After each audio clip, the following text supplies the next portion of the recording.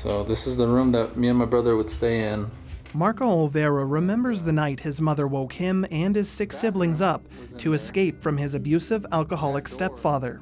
She opens our door and, she just makes a silent move and points out the window. And so I wake up my brother and we climb out of the window. That was April 22, 2007.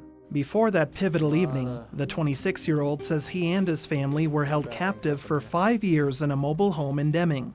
Olvera, who runs a video production company in Las Cruces, described the childhood trauma at his studio. What did you experience in that mobile home in Deming? Oh man, what did I experience? I mean, first and foremost, we were all victims.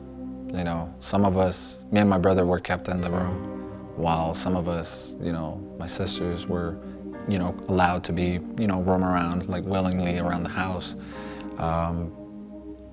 For sure, we didn't go to school. When we were in this room, I mean, we weren't allowed to open the windows. We weren't allowed to open the door.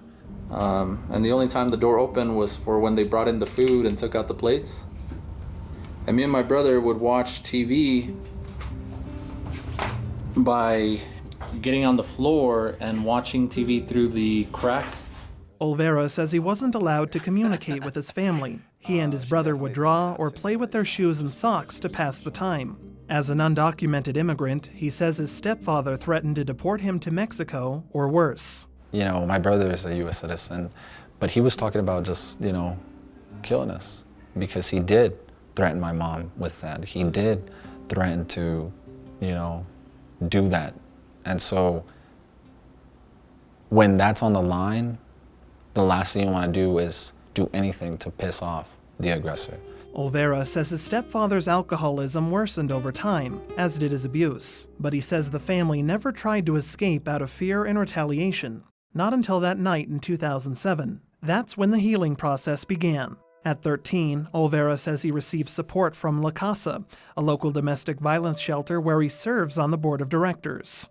Luckily, they put my family back together. It's taken years, but they definitely did an amazing job. They definitely put me into the path of schooling, and they definitely put my mom into the path of working, because up until that point, she wasn't allowed to work. She was stuck in the house with us. Olvera found his calling in school. He says Las Cruces High School's student television station, Bulldog Broadcasts, sparked his passion for media. I wasn't sure what was gonna be my life. I definitely didn't think I'd live to see this far.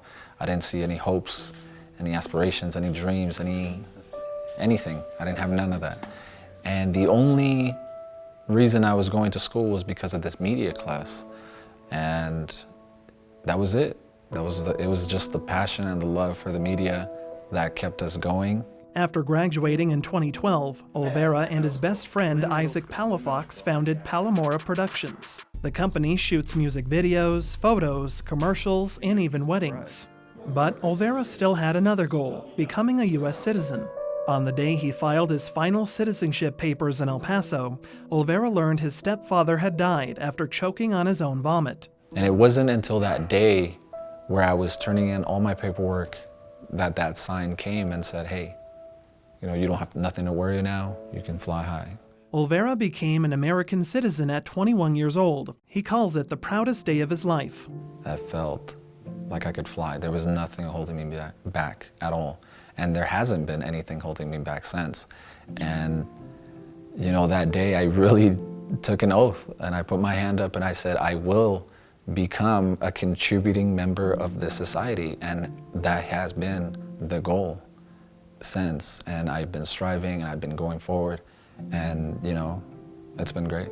Olvera says he wouldn't have the drive and outlook he does today without his past. He details that adversity in his book, In the Land of Opportunity. His message to other survivors of domestic violence is to, quote, think about tomorrow. All because I didn't have it around me. I was struggling so hard. And my imaginations took me there. And all I did was, if I don't have it, then I have to become it. If I don't have it, I will think about it. If I don't have it, it will be here. And now I am doing, and I've done way more than I imagined You know, when I became a U.S. citizen, I had a lot of dreams and aspirations. I've done about all of them, if not more. For KRWG Public Media, I'm Michael Hernandez.